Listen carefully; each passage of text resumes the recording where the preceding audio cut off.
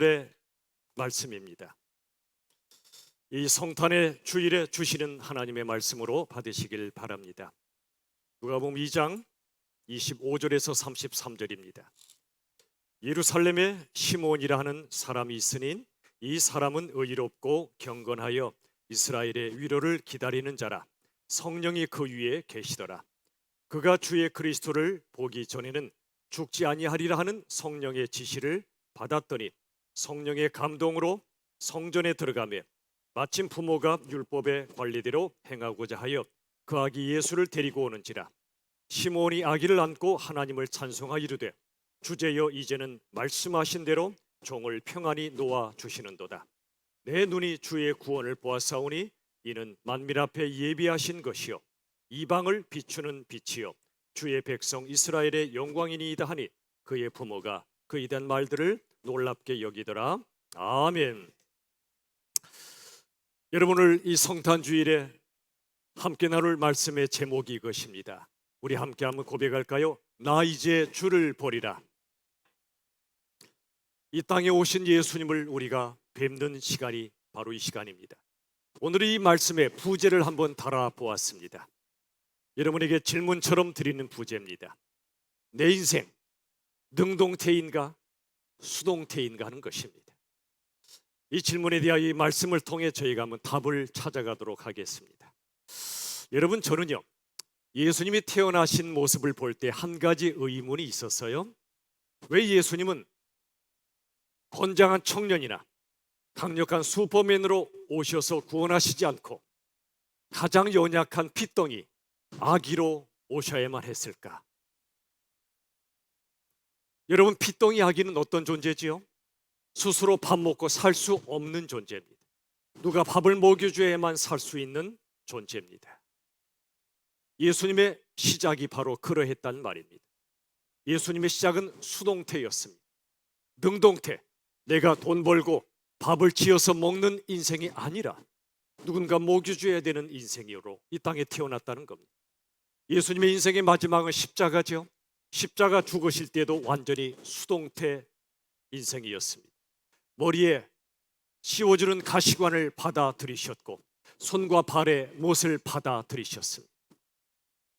예수님은 하나님이시기 때문에, 천지를 만드신 창조주시기 때문에 얼마든지 능동적으로 그들을 심판할 수도 있었지만 그리하지 아니하시고 다 받아들이셨습니다. 예수님의 인생의 시작도 수동태였고요, 인생의 끝도 수동태였습니다.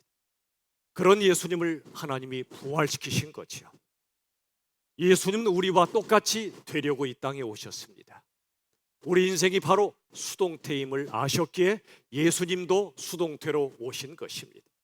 여러분, 우리 인생 능동태처럼 보이지만 수동태입니다. 왜 그럴까요? 우리가 태어나잖아요. 우리 스스로 결정해서 태어난 사람 아무도 없습니다. 이 땅에 태어난 것도, 대한민국의 국민 된 것도, 어떤 가문에 태어난 것도, 나의 외모와 내 모든 것도 내 스스로 선택해서 태어난 사람 아무도 없습니다. 여러분, 우리가 숨 쉬며 살지요? 그런데 스스로 숨 쉴 수 있는 사람 아무도 없습니다. 하나님이 깨끗한 공기를 주셔야만 숨을 쉴 수 있습니다. 내 인생의 마지막도 그렇습니다. 언제 이 땅을 떠날지 우리는 모릅니다. 인생의 시작도, 숨 쉬며 사는 인생의 진행도요, 인생의 마지막도 실은 알고 보면 내게 달려있지 않다는 겁니다. 하나님의 은혜요, 누군가의 은혜로 사는 것. 인생은 살아내는 것 같지만 실은 사라지는 것입니다. 사라지는 거예요. 이게 바로 수동태 인생의 모습이죠. 그래서 예수님도 우리와 똑같이 되시려고 핏덩이 아기로 지극히 수동태의 모습으로 태어나신 겁니다. 오늘 본문에는요 누가복음 2장에 시몬이란 사람이 나오죠. 25절에 보시면 한번 보세요. 이스라엘의 위로를 뭐 하는 자라 그랬죠? 기다리는 자라. 여러분 한번 생각해 보세요. 기다린다, 능동태입니까 수동태입니까? 수동태 의미가 담겨 있습니다. 능동태라면 뭐하러 기다립니까? 가서 끄집어 오지요. 그 사람을 데리고 오지요.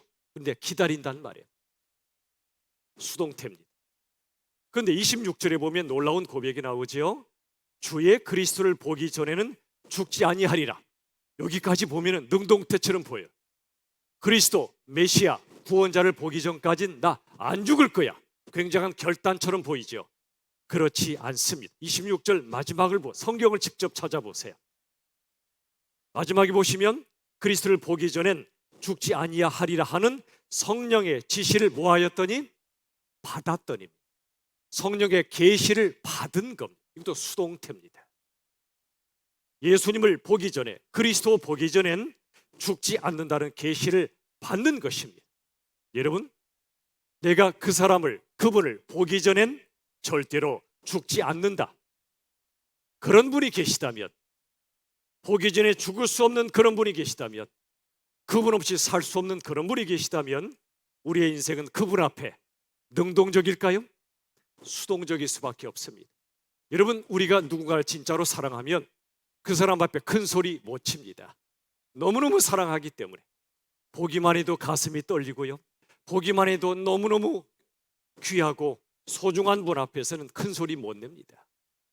수동적일 수밖에 없습니다.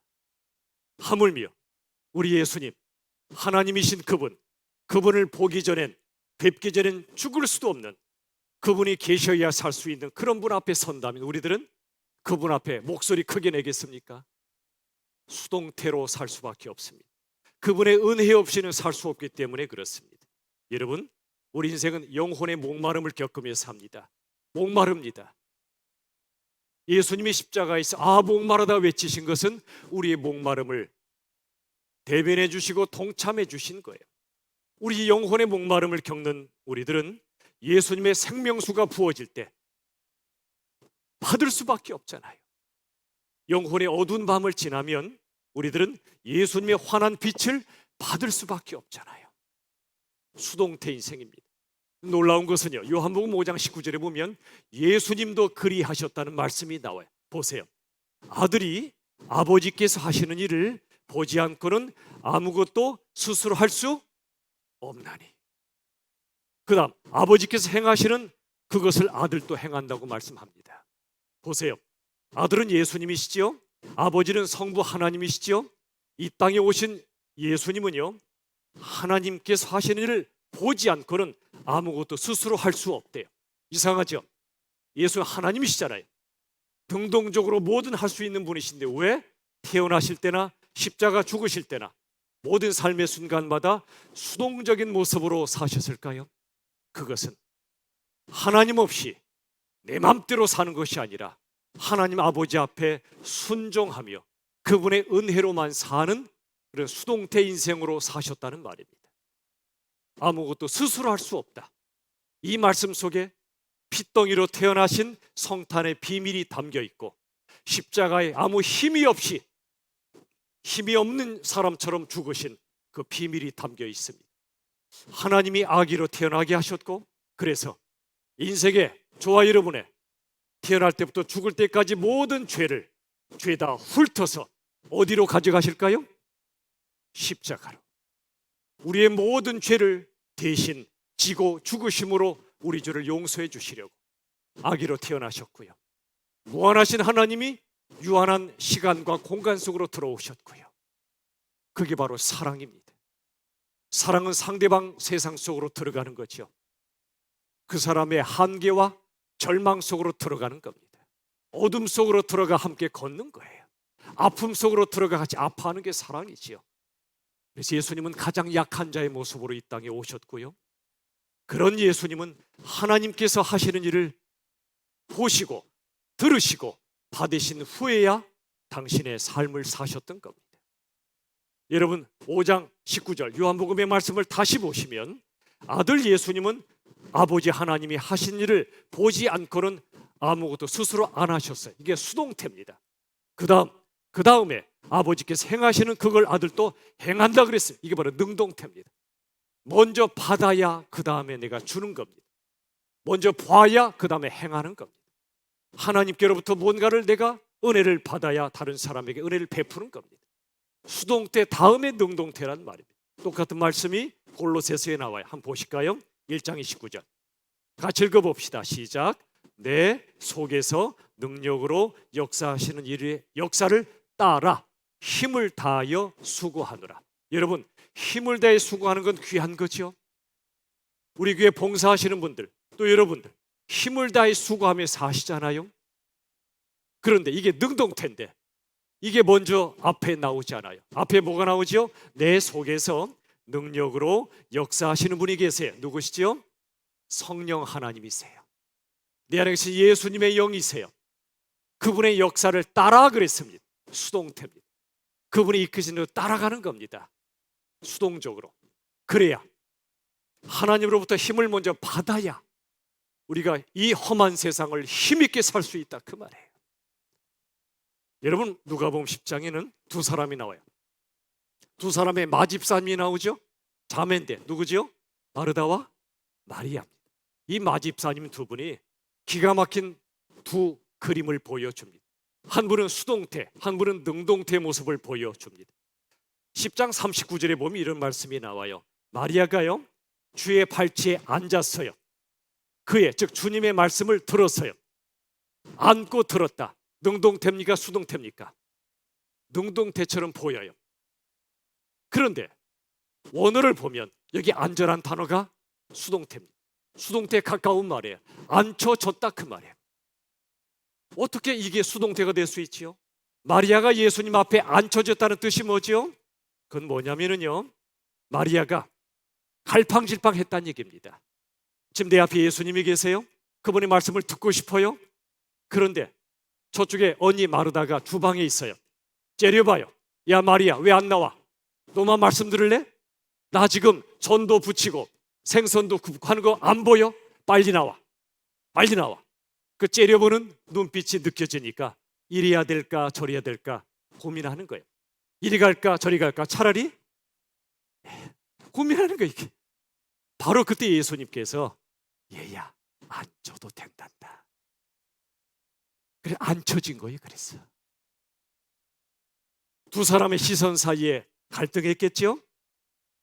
마르다의 그 째려보는 눈빛과 싸늘한 눈빛과 예수님의 따스한 눈빛 사이에 잠시 갈등하다가 예수님께 따른 겁니다.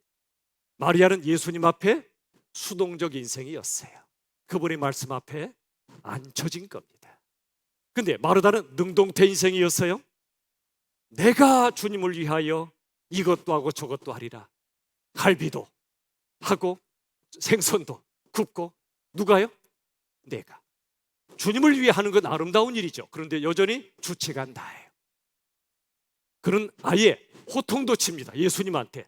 예수님, 나를 안 도와주는 저 마리아를 왜 내게 당장 안 보내주고 그냥 두시는 거예요? 호통을 쳤어요. 여러분, 마르다는 예수님과 자기 중에 누가 주인이죠? 예수님입니까? 자기가 주인. 저는 누가복음 10장 38절에 보다가요 이런 말씀이 나오더라고요. 보세요. 마르다라 이름하는 한 여자가 누구 집으로 영접하더라? 자기 집으로. 저는 천국 가서 물어보려고 그래요. 누가복음을 쓰신 분이 누구죠? 누가 썼죠? 누가가 썼잖아요. 누가에게 물어보고 싶어요. 누가시여, 이 10장 38절에 자기 집으로 영접했다는 뜻이 뭡니까? 저도 그 뜻을 다 몰라요. 근데 이런 느낌이 들어요. 자기 집으로 영접했다. 왠지 마르다는 내가 사는 집을 자기 집이라 여기지 않았을까? 여러분, 로버트 모어라는 분이 소책자를 썼는데 그 제목이 내 마음 그리스도의 집이란 책이에요. 여러분, 내 마음이 누구 집이죠? 그리스도의 집이란 말이에요. 우리가 사는 집이 누구 집이죠? 내 집 아니에요. 등기가 내 앞으로 돼 있다고 내 집 아니에요. 언젠가 놓고 떠나야 될 집이에요. 주님이 주인이세요. 자기 집 아니에요. 주님의 집이에요. 근데 마르다는 자기 집으로 예수님을 영접했어요. 어떤 분은요, 예수님 영접한 다음에도 문은 열어드렸어요. 밖에서 두드리실 때 들어오세요 그래놓고 현관에 세워두는 분 안 계세요? 현관에. 어떤 분은 거실에 소파에 앉히는 분 안 계십니까? 집이 주인이 예수님이면 예수님 어디로 모셔야 되죠? 가장 따뜻한 안방 아랫목으로 모셔야지요. 여러분, 우리의 모든 마음이든 사는 집이든 주인은 내가 아니에요. 자기 집이 아니에요. 예수님이세요. 어쨌든 마르다는 자기 집으로 예수님을 모셨어요. 그 뒤에도 자기가 주인이에요. 여러분, 능동적으로 산다는 건 중요합니다. 이 험한 세상, 의지를 가지고 고난을 돌파하는 건 귀한 일이에요. 그러나 그건 인생의 일부에 불과합니다. 삶의 절대 한계에 부딪히면 인생 결국 수동태임을 깨닫습니다. 태어날 때만이 아니라 죽을 때만이 아니라 인생의 결정적 순간이 오면 나의 능력, 나의 노력, 나의 경험, 나의 소유 아무것도 아님을 깨닫게 됩니다. 아무런 소용이 없는 그런 날이 옵니다. 여러분, 질문할게요. 마리아처럼 말씀 듣는 자리와 마르다처럼 음식을 만드는 자리 중에 어떤 자리가 더 중요한 자리일까요? 그동안에 이 말씀을 우리가 잘못 이해했는지도 몰라요. 말씀 듣는 자리와 음식 만드는 자리 중 어느 자리가 더 중요하죠? 대답 안 하는 걸 보니까 지혜로우세요. 질문이 심상치 않음을 벌써 감지하신 거예요. 여러분, 말씀 듣는 자리가 음식 만드는 자리보다 더 중요한 게 아니에요. 어느 자리냐가 중요한 게 아니고요. 어느 자리든 주인이 누구냐가 중요해요. 말씀 듣는 자리 있어도요, 내가 주인일 수 있어요. 내가 이 하나님의 말씀을 토하고 빼버려 내 입맛에 맞으면 받고 고난 받으라 그러면 싫어 그래 버립니다. 반대로 음식 만드는 자리에 계셔도 예수님이 주인이면 돼요. 어느 자리냐가 중요한 게 아니라 어느 자리든 누가 주인인가가 중요했던 거예요. 능동태는 내가 주인이에요. 수동태는 예수님이 주인이세요. 바로 그 차이예요. 예수님이 그러셨죠. 마르다야, 좋은 편을 마리아가 택했잖아. 너도 좋은 편을 택해. 좋은 편이 뭐죠? 예수님이 주인인 편을 말해요. 장사가 너무 잘 되는 빵집이 있었어요. 손님이 묻습니다. 장사가 너무 잘 되니까 혹시 이 빵집 주인이세요? 물었더니 그분이 대답하기를 아니요, 저는 주인이 아니고 관리인입니다. 대답했어요. 관리인. 알고 보니 그분이 진짜 주인이세요. 왜 그렇게 말씀하셨을까요? 진짜 주인이 누구란 얘기예요? 예수님이란 얘기예요. 여러분 집도 그렇고 여러분의 사업체도 그렇고 직장도 자식도 우리가 주인 아니에요. 예수님의 주인이심을 믿으시길 바랍니다. 어느 자리에 있느냐가 중요한 게 아니래요. 어느 상황이든 어떤 자리든 예수님이 주인인가가 중요하단 말이지요. 여기서 메시지 1이 나와요. 같이 한번 읽어볼까요? 다 같이 시작. 참된 인생은 하나님의 모든 일하심을 받아들이는 무슨 인생이요? 수동태. 수동태는 소극적인 게 아니에요. 그게 믿음이에요. 하나님의 모든 일하심, 때론 고난을 통해 일하시고요, 때론 눈물을 통해 일하시고요, 때론 잠 못 자는 그 밤을 통해 일하시고요, 때론 기쁨을 통해 일하시고 슬픔을 통해 일하시고 성공을 통해 실패를 통해 일하신다는 거예요. 저는 저희 자녀가 대학에 바로 못 들어갔어요. 근데 하나님이 기도하게 하시는 거예요. 바로 들어가서 좋은 것도 있지만 또 공부하게 하셔서 좋은 게 있겠더라고요. 이 과정을 통해 기다림과 고난의 과정을 통해 하나님의 일하심을 기도하게 되더라고요. 바로 이게 참 메시지 1이 뭐라고요? 참된 인생은 하나님의 모든 일하심을 뭐 한다고요? 받아들여 믿음으로. 그게 수동태 인생입니다. 자, 또 한 가지. 여러분, 마리아와 마르다의 결정적 차이가 뭐냐면 첫 번째는 누가 주인이었나 하는 거였죠. 능동태, 수동태의 문제인데 또 한 가지가 있어요. 마르다와 마리아의 차이는 누가 내 눈에 보이느냐의 차이였어요. 마리아 눈에는 예수님이 보였어요. 잠시 마르다도 보였지만 예수님께 초점을 모은 거예요. 근데 마르다는 예수님이 아니라 마리아에게 초점이 있었어요. 너 왜 나를 와서 안 도와? 열심히 일하는 건 귀한 일이에요. 그러나 나처럼 열심히 일하지 않는 사람 보면 시험 들지 마세요. 그때 예수님께 초점을 맞추세요. 열심히 내가 일함으로 예수님이 기뻐하시면 그럼 되잖아요. 그렇죠? 나보다 열심히 안 하는 사람 보고 시험 들지 마세요. 여러분, 누가 보이느냐의 차이였어요. 오늘 본문의 말씀 중에 아기 예수가 들어왔죠. 사람들은 이분을 그냥 아기로 봤어요. 그렇죠? 근데 오늘 나오는 시몬은 아기에게서 그리스도를 보았어요. 구원자를 본 거예요. 메시아를 본 겁니다. 우리 모두 고통과 죽음 앞에 절절매잖아요. 그런데 그런 우리들을 자유케 하시는 해방자를 본 겁니다. 시몬이. 똑같은 사람을 봐도 악의로 보는 사람이 있고 구원자로 보는 사람이 있다는 거예요. 드디어 이 시몬은요, 해방자 구원자를 본 후에 당장 죽어도 여한이 없다고 고백한 거예요. 자, 누가복음 오늘 본문의 바로 앞에 2장 8, 9절이 있는데 이런 말씀이 있어요. 보세요. 목자들이 있었죠. 그들이 밤이면 안식의 시간이잖아요. 쉬는 시간이죠.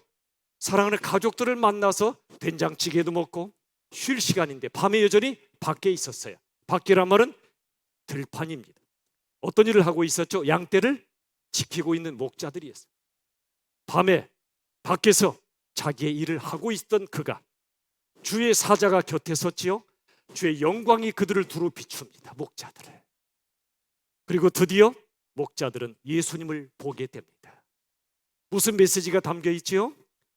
하나님이 두신 이 자리에서 맡겨진 이 일을 하다가 바로 내 앞에 있는 이 사람을 통해 예수님을 보게 된다는 겁니다. 시므온처럼 아기를 통해 그리스도를 보고 목자들처럼 내가 하는 바로 그 자리에서 그 일 속에서 주님을 보는 저와 여러분 되기를 간절히 바랍니다.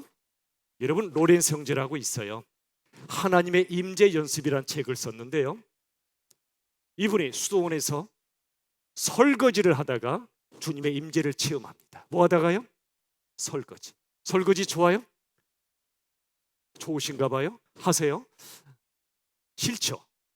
한국 음식은 만들 때도 참 정성이 들어가지만 특별히 다 치우기가, 설거지하기가 만만치 않죠. 이분이 수도원에서 설거지를 하다가 주님의 임재를 체험해요. 주방에서 주님을 본 거예요. 아마도 주방은 주님이 계신 방이 아닐까요? 로렌스 형제가 그때 깨달은, 예배당에서만 주님을 보는 게 아니라 내가 하는 그 일 속에서, 만나는 사람 속에서 이 자리에서 주님을 볼 수 있구나. 데레사 수녀는요, 임종 직전에 사람들을 사랑으로 섬기다가 그 비천한 인생들 속에 가난한 사람으로 오신 예수님을 발견한 거예요. 예수님 섬긴 겁니다.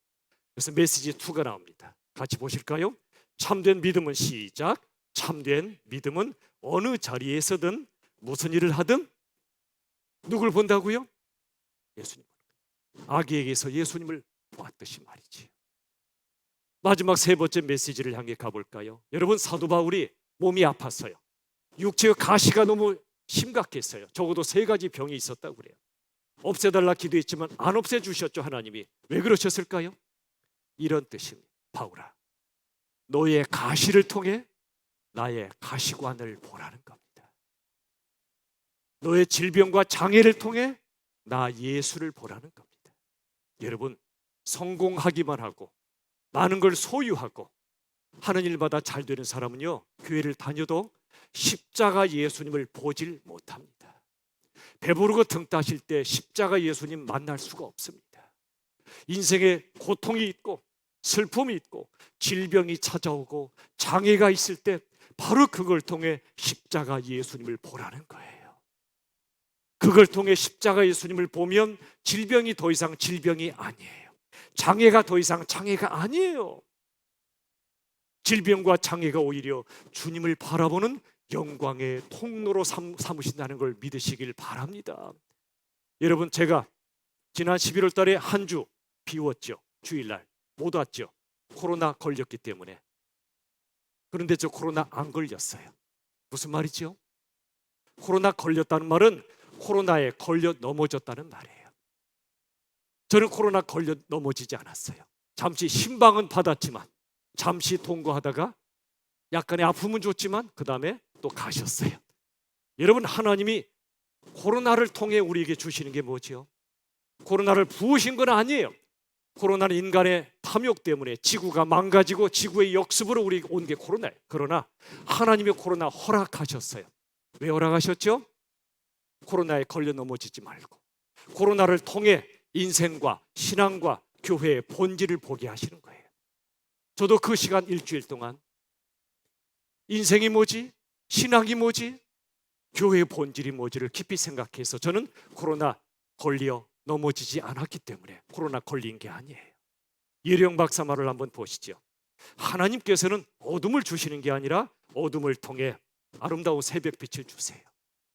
홍수를 주시는 게 아니라 홍수로 인해 아름다운 무지개를 주세요. 죽음을 주시는 게 아니라 죽음을 통해 아름다운 영생을 주세요. 메시지 세 번째 같이 읽을까요?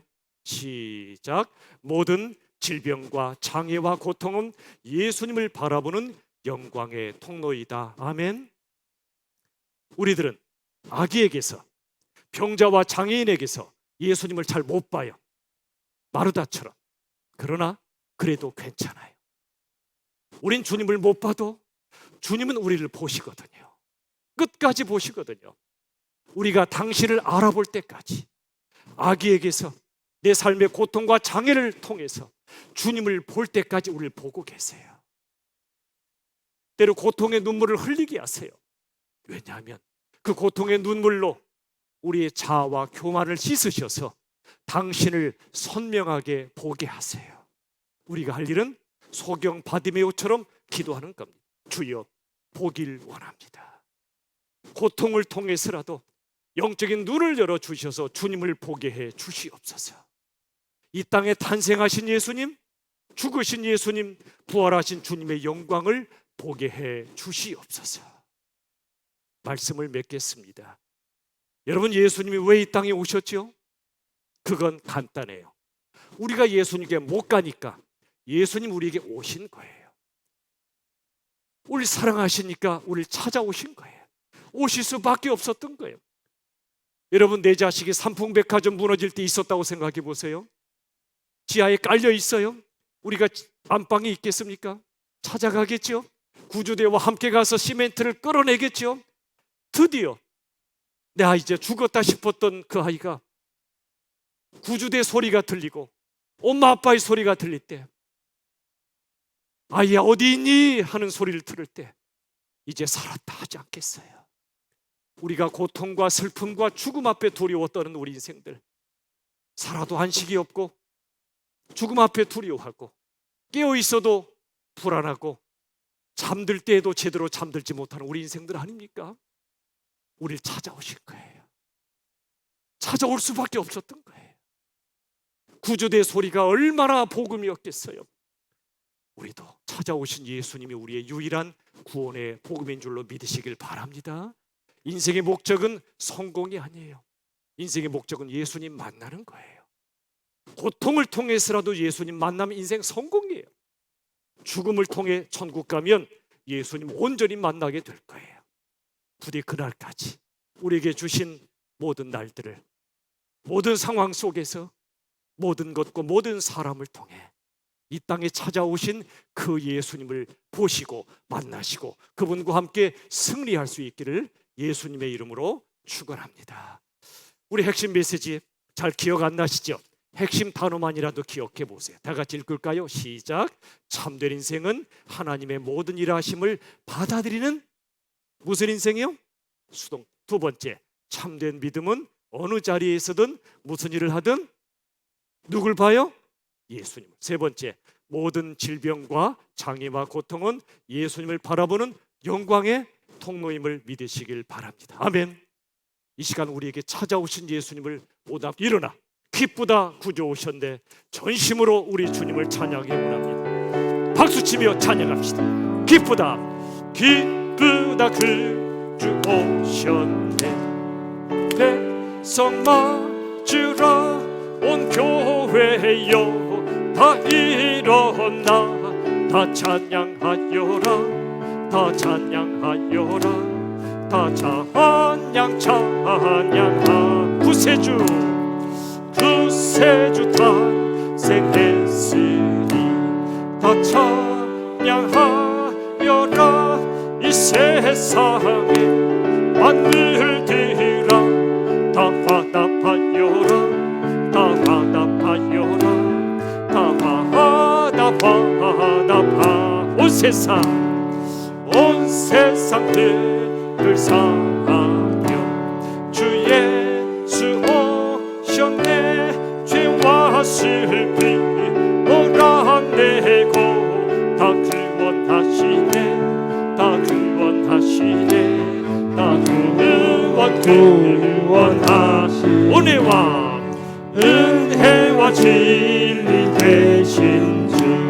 다 주가